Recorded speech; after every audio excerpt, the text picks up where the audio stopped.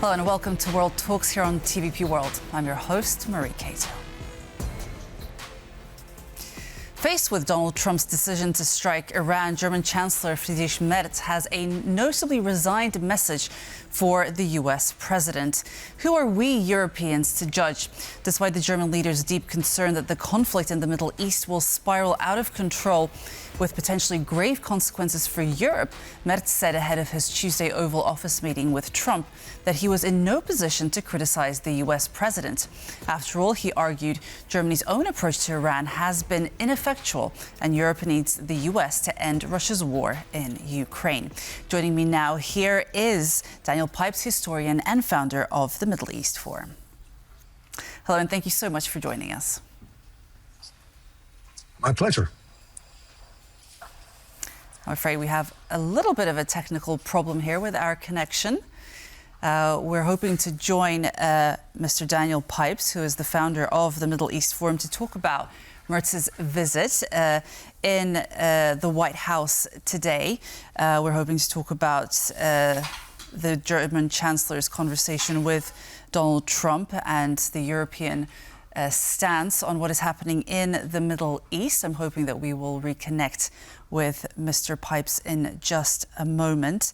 We're also hoping to pick Daniel Pipes' mind on the Chinese policy in regards to the U.S.-European policy in regards to China in light of these developing events. But now we've reconnected with Daniel Pipes, historian and founder of the Middle East Forum. Thank you so much for being with us this evening. Thank you for the invitation. So I wanted to begin by asking you, will Europe win or get some kind of advantage in the long run for supporting Trump and Israel in exchange for quietly agreeing to the attack on Iran? I think it is important for Europeans to support the United States if the Europeans want Trump to support Ukraine. I think it's yes. I'm sorry to have to say that. I wish it were not transactional in that way, but I think yes. Given who the president is, I think it's important. And following these rapid developments these last few days, do you think that a joint U.S.-European policy towards China is possible, keeping in mind that China is a closer ally of Iran? The fact that the Chinese government has been so passive about Iran, the fact that Friedrich Merz was so outspoken when he visited China, I think these are good signs for U.S.-European cooperation with regard to China, yes. And how do you think that policy between the U.S. and Europe perhaps might develop in the months to come, given the developments of the last few days? Well, I fervently hope that the Trump administration will be less aggressive towards Europe, see the EU and other European states as partners. Of course, we have our disagreements, but we're fundamentally sharing an outlook vis-a-vis Russia, China, Iran, and other totalitarian and dangerous states. I hope the U.S. government under Donald Trump will come to this conclusion. But he is unpredictable, so I don't know. Be careful. Watch out. I think a couple of European leaders, such as those of Finland and Germany, have been able to master this relationship, but it's not an easy one. There are realistic concerns, obviously, here in the Central and Eastern European region. This is almost at the top of our agenda, that Ukraine's battle for peace will be sidelined in the face of Israeli and American attacks on Iran. What do you think will happen, even if this happens only to a certain degree? Where do you think that Ukraine will fit in this broader picture?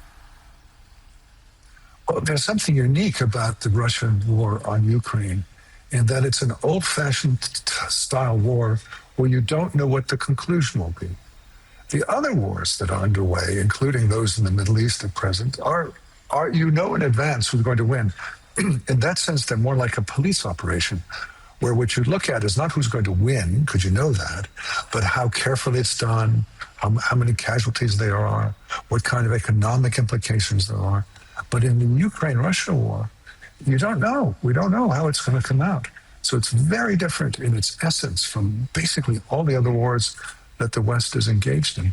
And therefore, it requires a higher level of engagement and support than other wars, because we don't know. And we need to support Ukraine to the best we can. I fear that American attention is moving away from Europe, away from the Middle East, despite the current conflict, and towards Latin America and towards China. Now, I'm all in favor of dealing with Latin America and China, but I also think Europe and the Middle East are important, and it would be a tragedy for the Trump administration to de-emphasize these two critical regions. Well, if the U.S. were to indeed do that, what does that mean for Europe in particular?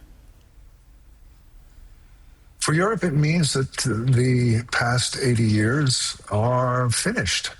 And the Pax Americana is, at least temporarily, suspended, and Europeans must fend for themselves vis-a-vis Russia and everyone else. Now, I'm not entirely unhappy about that, because I think that American domination of NATO has led to an infantilization of European leadership, that Europeans say, well, it doesn't really matter what we do. The Americans will take care of it. So to that extent, to the extent the Europeans, such as Kato-Kmieć and your own leadership in Poland, have taken security issues seriously, I think that's a benefit. But I don't think it should be done in the way it is being done, that is to say, aggressively and nastily.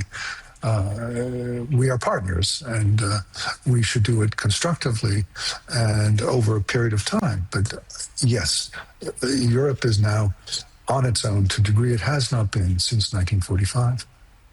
Now, just going back to Chancellor Merz in the U.S., you could argue that he is being rather diplomatic, perhaps a little bit enigmatic in his statements regarding the Israeli-American attack on Iran. Is this a matter of being perhaps strategic, or is there more to it in what he is saying? I think it's strategic. It is trying to keep on good terms with Donald Trump without forsaking his own principles and the interests of Germany. It's a difficult task. It appears from Donald Trump's praise of Kato-Kmieć that he succeeded. So let's hope he did. U.S. Secretary of State Marco Rubio has said that Iran can cut off 20% of global energy supplies.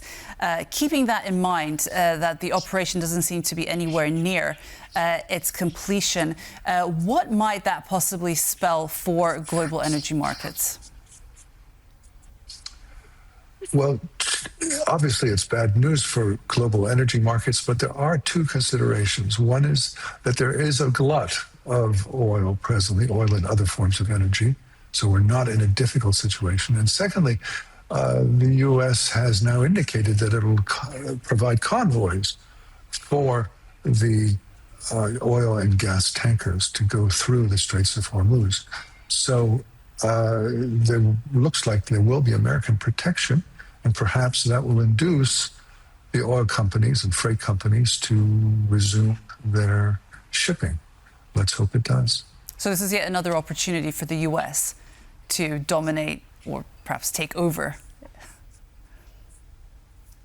Well, it is interesting that the United States doesn't get that much from the Persian Gulf. China gets the overwhelming majority, something like 90% of its energy supplies from there. So in fact, this would mean the United States is protecting and encouraging shipments from the Persian Gulf to China. And I suspect that would lead to a request from China to do some things that the United States wishes on its part from China. So yet another opportunity for the U.S. Merz claims that Germany is aligned with the U.S. on Iran. Does that mean that Germany is automatically aligned with Israel's border plans for the Middle East? No, I don't think it does, because U.S. and Israeli interests do not exactly align. The Israelis have a far deeper concern about Iran, existential concern, that the Americans do not. And it is entirely possible, again, given Trump's personality, that he will at any moment say, well, we won, it's over. Oh, we did a great job, I solved another problem. And he'll move away to, I don't know, Cuba, leaving the Israelis alone. At which point, I would say the Germans and others would say, no, it's over. We are allied with the United States, not with Israel, and we are no longer concerned with Iran. We have moved on like the United States has. So yes, there is a distinction between the United States. Yeah. Europe parrots whatever the U.S. says in this situation, this narrative. Parrots is a strong word. I would say diplomatically very cautious about staying on the good side of Donald Trump. Yes. But the U.S. and Israel are very strongly aligned when it comes to the Middle East agenda. At this point, yes. I don't know if it will remain this way. It could be, as I just mentioned, that Donald Trump decides we've done what we need to do, and now it's time to focus on Cuba. Could happen. Who knows? And what are the consequences that Europe might face with a potential escalation of Islamist terror attacks? Well, it's been surprising, actually, to me how little there has been by way of what one calls sleeper cells. If the Iranians had a network, this would surely be the time for that network to come alive and engage in attacks in the United States in the first place, but also in Europe and elsewhere. There has been some violence, but not that much. And it's only been a few days. That the individuals, true, but it doesn't seem that the individuals who have engaged in violence have been connected to Iran. It looks like they're self-starters. So far, it's better than I would have worried about. And do you think the war as we see it now has gone as far as it will go, or do you think it may engulf other countries in the Middle East? I would be surprised if the Iranians included more, or attacked more countries. It's already attacked, I think, 10, including Cyprus, and thereby included, because of the air bases, the British air bases, and it attacked not only the EU, but Britain. Greece has come in.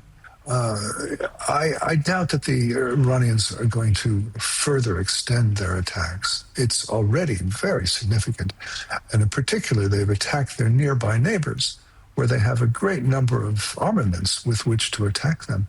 And this has, of course, roiled the politics in those countries. Does this mean they're asking themselves that we should be more careful with Iran and more diplomatic with it? Or does this mean war, that they've attacked us and we should respond accordingly and join the Americans and the Israelis? So there are major decisions being made at this time in Saudi Arabia, UAE, Kuwait, Bahrain, Qatar, Oman. Just very briefly as we wrap up, what is happening in Lebanon following the Israeli strikes? What does this conflict mean for Lebanon? Well, Hezbollah is an agent of the Iranian government, and whether it was given orders or on its own, it decided to join in the fight, and it did. And the Israelis responded as the Israelis do respond, with tough air power. And they've knocked out all sorts of high-ranking individuals, all sorts of structures. And they're hoping, I think the Israelis are, that this will stop the Hezbollah attacks. But Hezbollah does not seem to be responding, at least not so far, and is continuing to attack. Okay, Daniel Pipes, thank you so much for that fascinating conversation. Daniel Pipes, historian and founder of the Middle East Forum, was our guest on World Talks this evening. And that's a wrap for World Talks. Thanks so much for joining us, and stay tuned for much more on TVP World. Goodbye.